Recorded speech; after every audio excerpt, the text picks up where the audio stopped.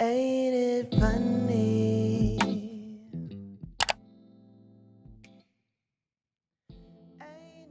All right. Hello, everybody. Welcome back to another episode of our Planet LA interview series. Today we have Dani W. and Drew. How are you guys?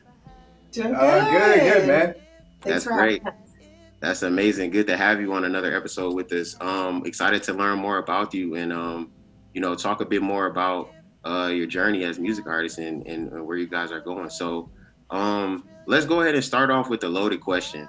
Tell us a bit more about your story as a music artist, and about your individual stories as well, and how you ultimately came together and joined forces. So Drew and I met in Los Angeles. We met at the Troubadour, which is a live music venue out here. That's historical, and we met their mutual friend at a concert. But we both have really unique backgrounds. You're all the way from So I come from a musical family. My uncles and my great uncles, they play in bands. They play in a Tejano band, so music is kind of in my blood. So I was always kind of surrounded by it. And then I played in high school, and I was playing with older guys that were like in college, and like my dad would have to come with me to the bar so that I can get into the bar to go play. So he thought that was cool. He was there enjoying live music, and then I was on stage just kind of playing and stuff. And Yeah. then eventually, my journey took me to Austin for a little bit, and then which led me here to LA.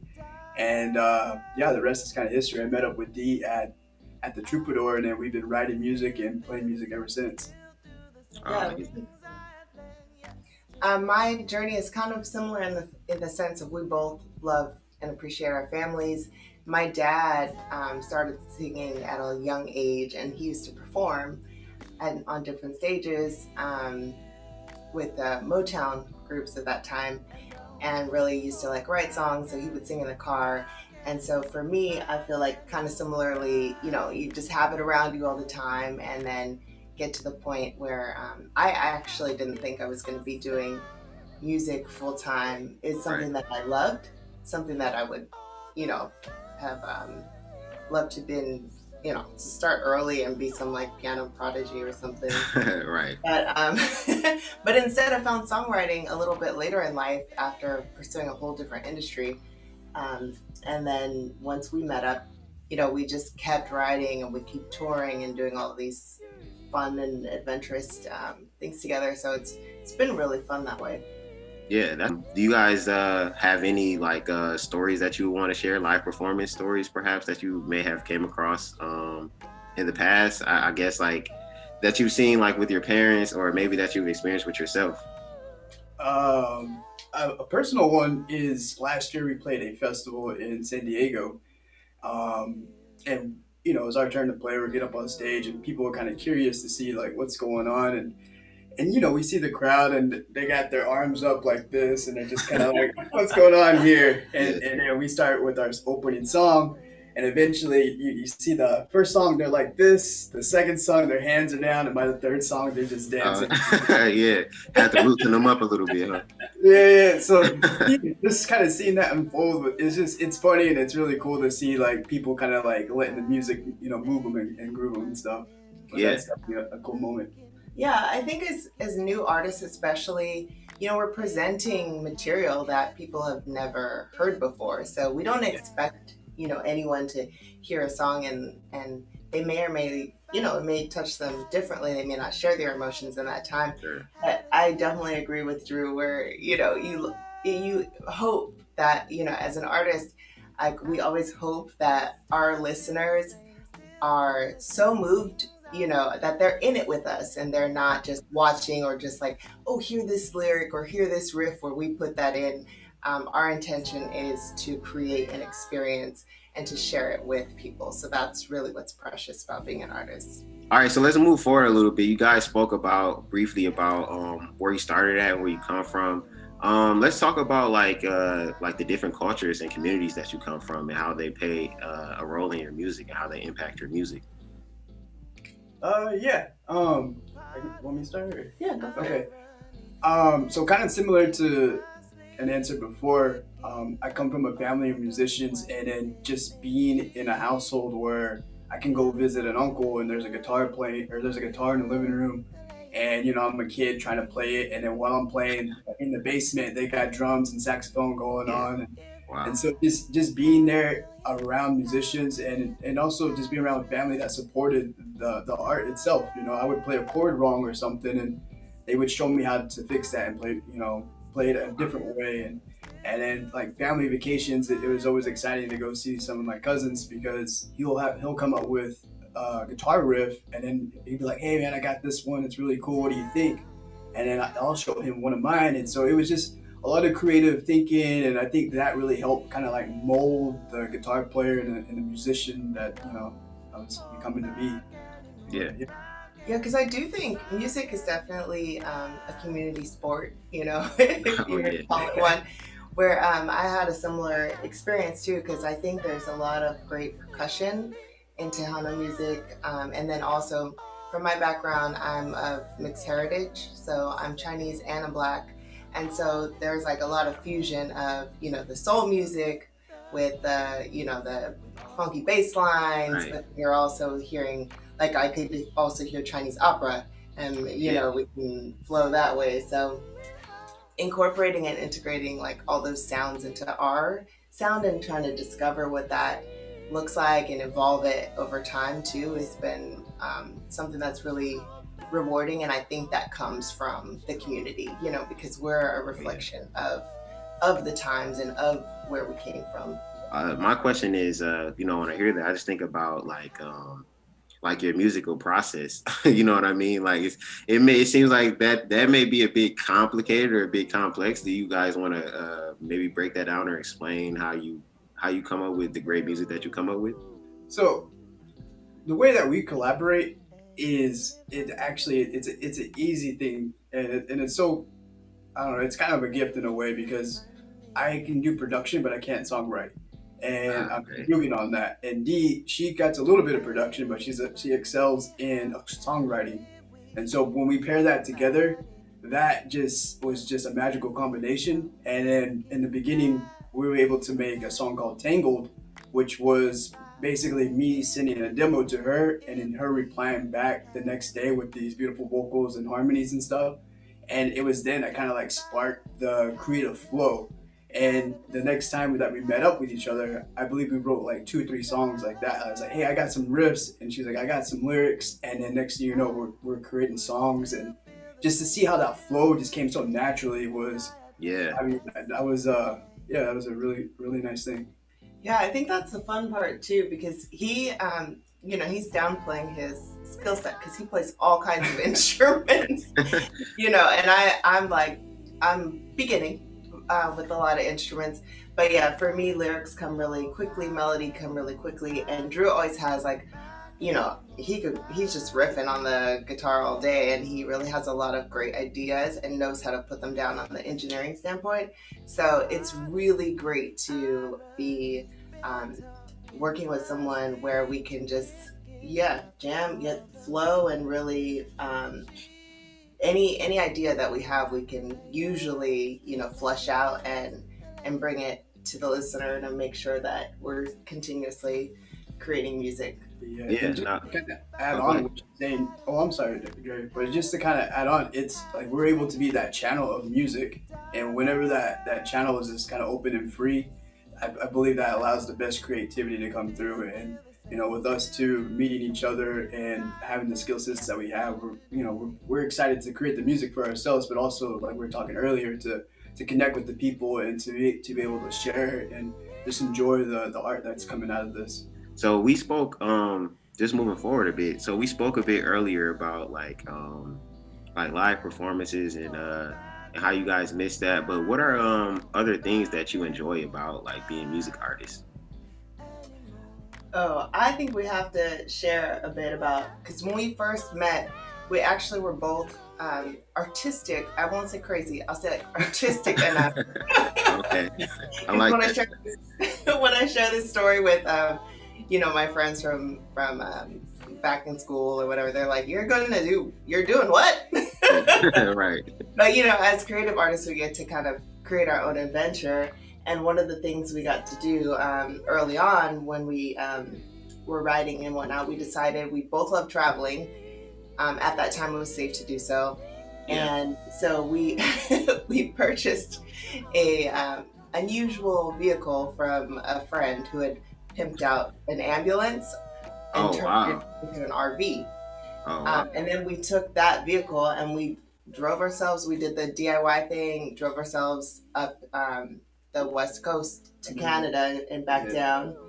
And so that's like one of the things that one of my favorite stories to share is that, you know, we had a 1-bedroom apartment in all of these cities, you know, downtown Seattle, because it fit in a parking space. But, you know, but it allowed us to go and play different places and meet different people. And it was just like such a great touring vehicle. Yeah, and a lot of good music came out of that trip too. And her nickname is Lucy, so Lucy's a part of our life now. So I don't know, maybe in the future you'll see some I Love Lucy shirts and it's an ambulance and Oh, okay. Yeah, that'd be that's cool. where that story will come from. But yeah, just to kind of add on what Danny's already saying is just to have that freedom to be able to travel and just kind of create and just inspired too, you know, like whenever people see that, like, holy cow, like they literally bought an ambulance and then put themselves on the road to go do what they love to do, and they're on the road and people get, you know, inspired by that. People are in awe, and I feel like that's what we want to do as well, is just be like, hey, if we can do it, y'all can do it too, you know, just take that first step of action and stuff. And I think being an artist is a really cool platform to show all that. So speaking of your music being featured on different platforms, let's talk about your music being featured on Ava DuVernay's new show, Cherish the Day. And as we know, Ava DuVernay is a Golden Globe nominated director. So this has to have been an amazing experience for you guys. And I'm just curious to know, what was the process like getting that gig, and how has it been? How have you seen things change since your song has been featured on the show? Yeah, so it really is an exciting experience. We were talking the other day about where we were when we first found out about the placement. And we kind of had some indication early on, and then all of a sudden, it was that same week the show was airing, and they were like, "Oh yeah, so did you get you got the notification or whatever?" Oh, wow. And we're like, "When is the show going on?" So it really was a surprise in many ways, where we're like, "Okay, this is great. We should put the song out so people can Shazam it, you know, so people can find it." So I think that's one thing where we're like, "Okay, note to selves, like as artists, you know, something could pop off, and like." Being ready for that and being prepared and like doing all the behind the scenes things, like to actually get it out and available is one thing that's important too. But we were thrilled because that team has done so well. They just her Ava DuVernay's colleague just won an NAACP award. Oh, wow. Yeah. So to them. Yeah, we're super honored to just, you know, be considered with that title, in the sense of like the show did so great, and then that we had like a moment to be a part of that show. It's really awesome. And we were both excited to get the news. We were both in a place where we kind, you know, when something like that kind of happens, you kind of remember where you were and what was going on, and that happened to be a situation where it's like, I'm gonna remember this moment. And for myself, I was actually at a coffee shop, and I was working on some stuff, and then like she said, like, oh, the show was on. I'm like, oh shoot, the show was on. Like, you know, I want to hear, you know, and see the scene and stuff. Right. And so the episode came on. Luckily, I was able to get it on my phone, and I'm inside this coffee shop, and I'm trying to like listen. Right. Starts coming up, and then I hear Dani's vocals on, and I'm like, oh, that's her. And then I hear my guitar playing in the background, and it was definitely a highlight. And I feel like it's the beginning of many grateful things that are going to be coming the way. So yeah. Oh yeah. Yeah. And they did use a considerable amount of the song, which is which is really wonderful too. So to be able to contribute in that way and actually see somebody else's creation tie up with something that we created, and it was our first song, you know, it really, we knew that it was something special. So speaking of like that and like just your future, who are like some artists that you wouldn't mind working with, or that are on your list of like dream features, so to speak? Oh yeah, I think our list is pretty long. Oh, well, maybe give like 3 to 5 people per person. Like, well, I mean, I've got only 5, Drey. I know they're out there. You know, it's so many talented artists and there's so many historic artists. You know what I mean? So I understand the list being long, honestly. Yeah, I mean, for myself, I've got legends and greats. Like, I would love to work with like Rick Rubin. Done like a lot of like Red Hot Chili Pepper stuff. John Elijah has done a lot of like John Mayer stuff. Dave Matthews as well. Linda Perry, which we have a cool story about that. I don't know if you want to tell that story. We do have a cool story. Okay, she's on my list for sure as well. As somebody that just has also been very revolutionary in the industry and just doing her craft and being very professional as a producer. We actually were busking one day, and her son, cutest little son, came up and dropped $20 in while we were doing an Alicia Keys song. And then we look up and we're like, that's Linda Perry. And I think she was winning an award at the time.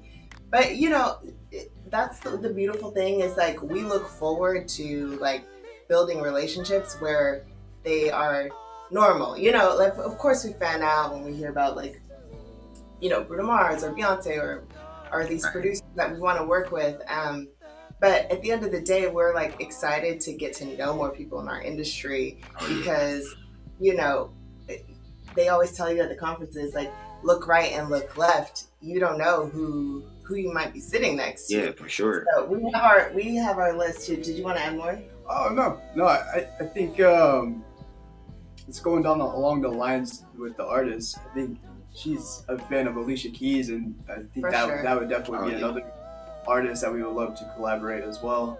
Yeah, I'm a big Beyonce fan. I don't post a lot about her because you know I let other people do that. But like I love studying different artists. I would love to work with Beyonce and different producers she's gotten to work with too, and really create some funky, you know, music. But I think we love old soul too. You know, old soul music. So a lot of like Motown writers. Yeah, we have a list of artists, so we love to collaborate. Yeah. Yeah. I love like the different sounds that you're mentioning. You know what I mean? It's almost like you guys can make like an amazing compilation album or something. We'll make one for every decade. Yeah. Hey, I can see it happening. You know, I mean, that takes talent to do that as well. You know, because a lot of artists, you know, can be one-dimensional or you know not have other. You know, different genres or sounds that they can get into. So it's amazing that you guys, you know, are open-minded like that. I feel like that's something that can set you apart and help you go further, you know, like as music artists. What about any like companies or like nonprofit organizations that you may want to work with in the future? Any of those in mind? Yeah, we've been fortunate to work with. We naturally end up working with a lot of nonprofits like Foothill Unity Center that feed the homeless, Junior League of Pasadena, which is they have more branches all over the world. But a lot of times we get called because some of our songs tie directly into the messaging of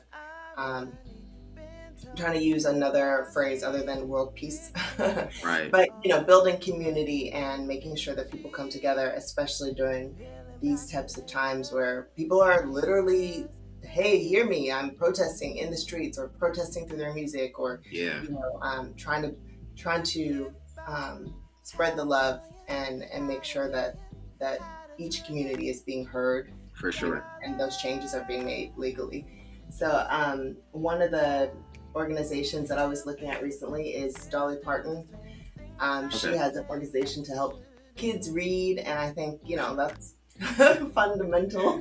Yeah, But no, she's an incredible artist, and I'm sure there's other ones where you did one with them. I mean, Mentorship program, actually. I mean, the one that kind of comes to mind, maybe it's not more of the like organization or company, but like there's a lot of music festivals out there that raise awareness for certain Yes. things, and one that's kind of randomly come into my mind is like the Farm Aid Festival.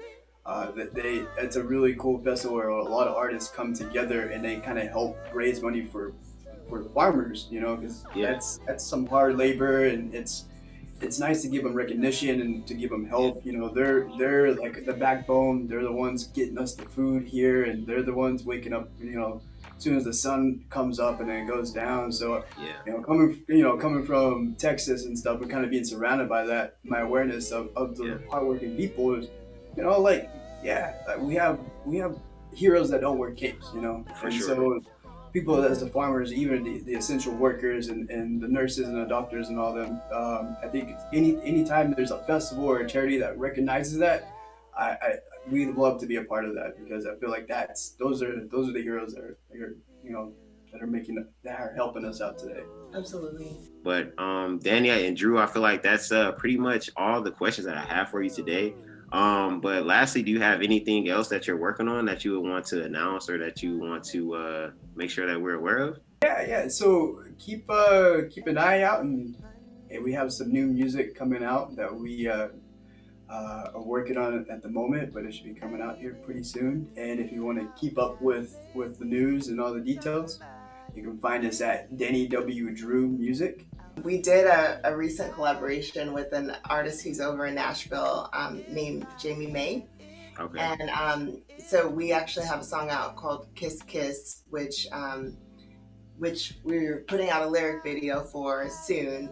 But that one we're hoping will be more geared towards, hopefully can get into some love scenes and some things on network TV and things like that in the future.